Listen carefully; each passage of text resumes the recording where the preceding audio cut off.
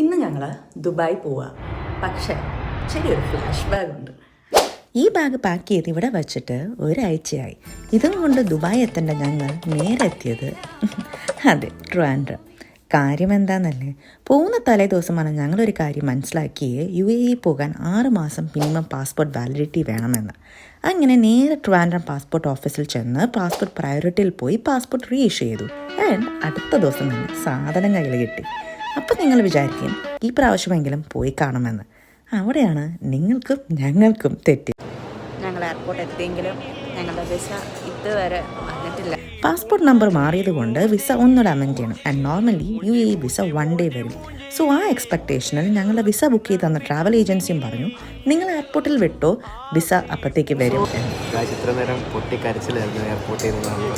Visa കിട്ടിയില്ല. ദുബായിൽ 2 weeks മുന്നേ ഉണ്ടായിരുന്ന മഴ കാരണം റെഡ് അലേർട്ടായിരുന്നു.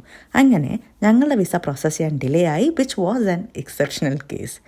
പക്ഷേ ഏതൊരു സ്റ്റോറിക്കും ഒരു ഹാപ്പി എൻഡിങ് അത് വേണമല്ലോ. അങ്ങനെ ഞങ്ങൾ അവസാനം എല്ലാം ഓക്കെയായി 2 ദിവസത്തിന് ശേഷം പറക്കുകയാണ് guys. And finally we reached Dubai.